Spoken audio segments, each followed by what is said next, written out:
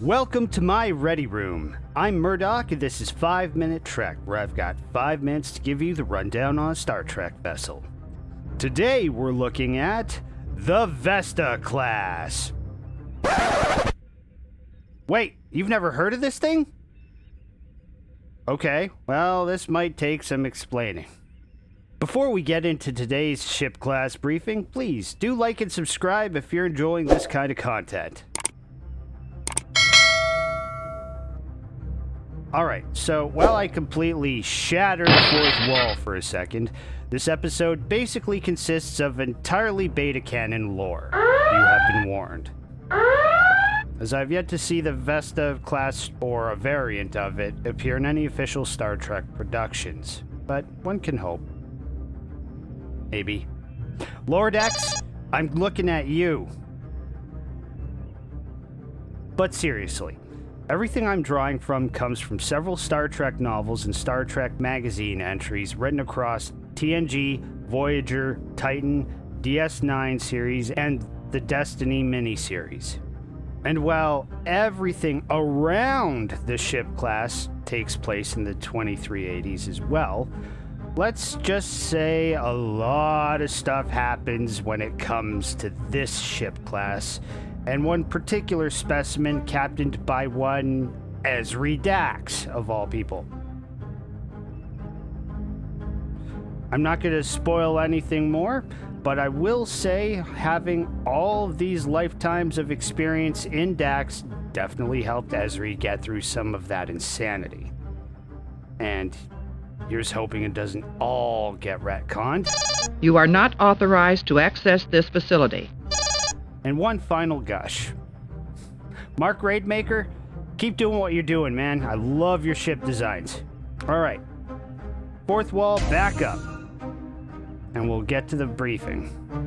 Standard configurations of the ship have it at 672 meters long, 195 meters wide, and 88 meters tall, and have a mass of 3.3 metric megatons, give or take a few, and it can hold 24,000 metric tons of cargo. So, in terms of size, think something approaching a Sovereign class, but just a little bit smaller, though not by much. Pictured here with the USS Leviathan, a Sovereign variant called Regent class.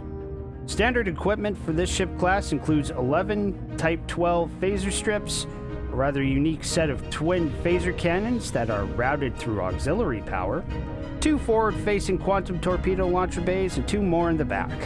And they can also load transphasic torpedoes. The Vesta-Class comes packing a whole host of new science and engineering goodies based on in-house advances and reverse engineering of all the new technologies brought back by the USS Voyager from years prior.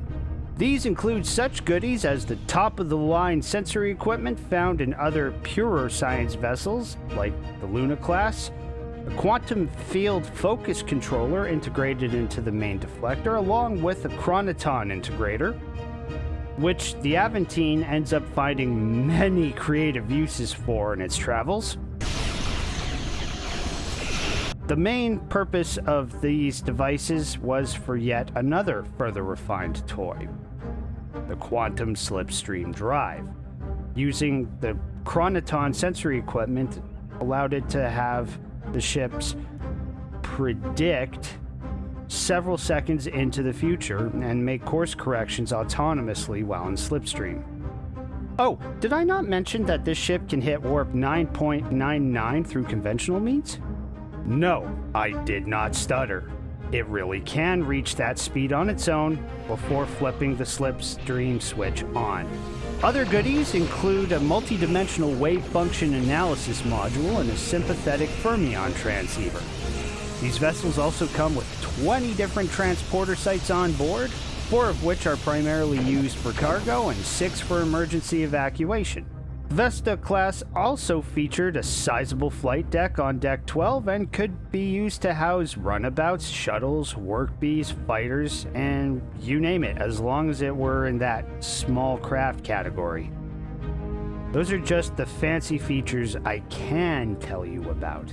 The ship class will crew roughly 750 pers, And much like the Intrepid class with its fairly balanced design, the Vesta-Class starship is capable of planetary landings with landing gear and everything too. On an interesting anecdote, the names of most of the first Vesta-Class vessels were named after the 7 hills east of the river Tiber on Earth. The Vesta-Class first entered service in 2380. I know of 6 vessels that have corresponding registry numbers from that time, and Starfleet ordered a bunch more of these after the Borg attempted to invade the Federation en masse in January of 2381. Ships of the line were assigned to the core systems of the Federation to keep the Borg from assimilating the homeworlds in Sol, Vulcan, Andor, and Tellar. Because at the time, these vessels were brand new, state-of-the-art, and capable of handling themselves more effectively against the Borg than pretty much the entire flotilla combined. Which is scary if you think about it. Without touching on Captain Ezri Dax's adventures too much here, it's safe to say things got hairy. And Ezri gained that field promotion on rather unpleasant terms, but wore it well, probably thanks to Dax's previous lifetimes of experience to guide the decision-making process. The Aventine would effectively end the Borg invasion of 2381 with an incredibly devious plan and later get into retconned territory involving the Azure Nebula, the Enterprise E, and the Titan. Also the Columbia, but that's neither here nor there, putting a stop to the Borg once and for all. Safe to say, we did not experience the Borg being up and removed from reality entirely from where I sit, and things will likely change yet again. If Picard Season 2 wasn't enough of a hint. But one thing is for certain, and Gundam fans, well, this might sound familiar. This ship class has some kind of sorcery working for it. It only looks helpless until provoked. The Advanced Starship Design Bureau would once again come up with interesting refit and variant designs for this powerhouse vessel, and they were as follows: the Aventine, Raidmaker, Esquiline, Palatine, Brigid, and most recently the Kalian, which, if the stealth boat design weren't enough of a hint, is Starfleet Intelligence's baby. That's it for this one. I'll see you in the next episode.